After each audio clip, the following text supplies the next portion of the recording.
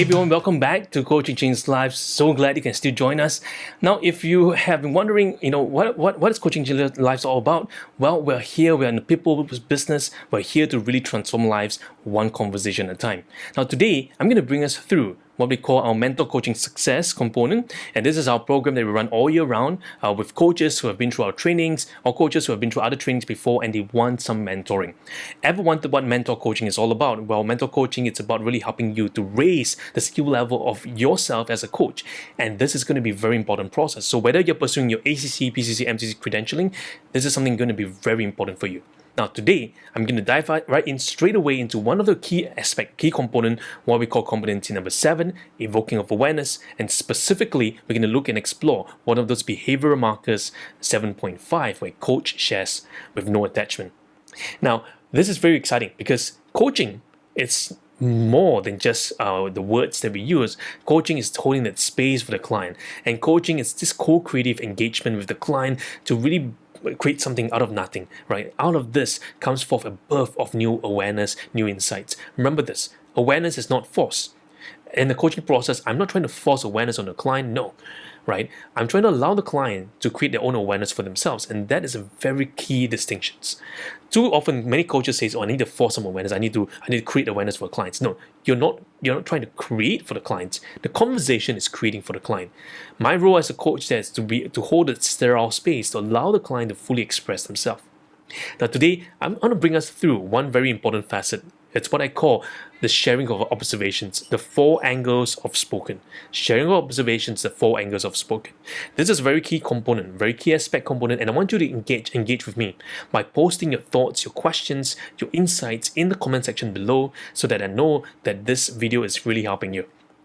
Let's dive right in. The very first thing that we're going to look at first is this, right? 7.5 says this: coach shares with no attachment, observations, intuitions, comments, thoughts, or feelings, and invites the client exploration through verbal and or tonal invitation. Sharing observations, the 4 angles of spoken. The 4 angles of spoken. Number 1, spoken. In the spoken words, the spoken words of the stories the clients are telling us, the situations, the symbolisms used within the speech.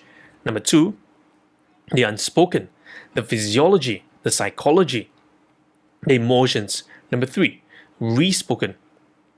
What components within the client's speech are being respoken or respeaked?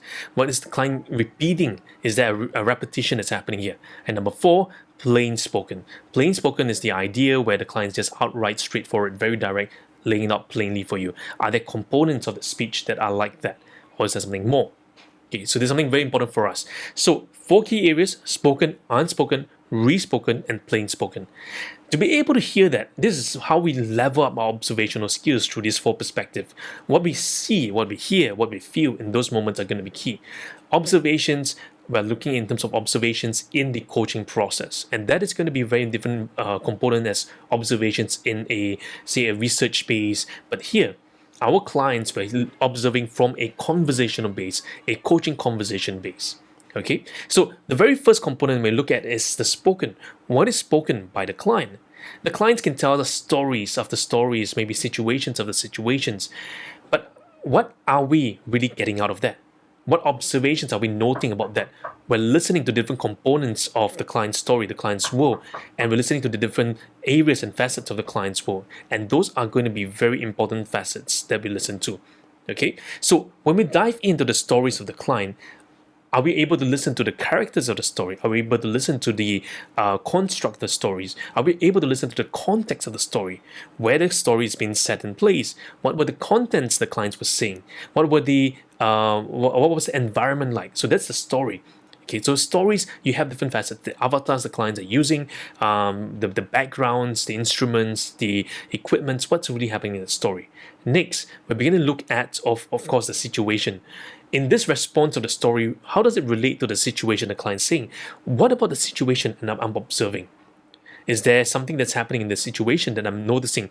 Or is there something more? What else am I noticing in this? And number 3 is the symbolism. What are those symbolisms in that stories that is arising? What are the symbols that I'm noticing? What are the different analogies the clients are using? Are there metaphors the clients are using? Or was it a symbolic representation? Sometimes it might be words. Sometimes it might be colloquial words or street words the clients are using to really have that symbolic representation. What is the client really sharing? Post some of your thoughts in the comment section below. The next part is the unspoken part of the client. Things like the physiology. As I'm observing the client, what is the physiology trying to tell me? What is the client really saying, right? As the client's expression, are they all hunched down? Are they open up? Are they looking upwards? Are they looking downwards? What's really happening in the physiology? The psychology, what is their cognitive process like? What are they thinking? What are they processing right now in that moment? What is becoming apparent to me as a coach? What am I observing? What am I studying? And emotions, what's coming out for them? What I'm feeling from them? What are the 6 primary emotions I'm feeling from them? So all these different components are going to be key as we listen and observe the client. What's spoken, what's unspoken, what is re-spoken, what is plain spoken. So as we listen to this is going to be very important because this will lay the foundation bedrock for us as coaches. So after watching this, I want you to list down in the comment section below, what are some other examples you can think of in the spoken, in terms of story? What examples can you give me? What are some of your own exploration with your own clients that you experience this as well? Share me in the comment section below what are some of your thoughts. Now also, one of the key things as we're considering all this is that what are we actually observing? What are we sharing? Well, when we share observations, it's without any sense of dilution. We don't want to try to make it and interpret in our own words. We want to try to use the client's words as well. So do watch our other videos where we talk about actually how to do reflective inquiry, and that's very important. Check out our channel video. We have a whole playlist on that to really help you go deeper in the client's world. So when we listen to the client and as they express their sharings, and we are sharing back what we are observing, we're highlighting different components that's coming up. In the stories, we can highlight different areas that we're seeing. In the attributes of the situation, we can highlight different components. In the symbolisms as well, we can highlight different components as well.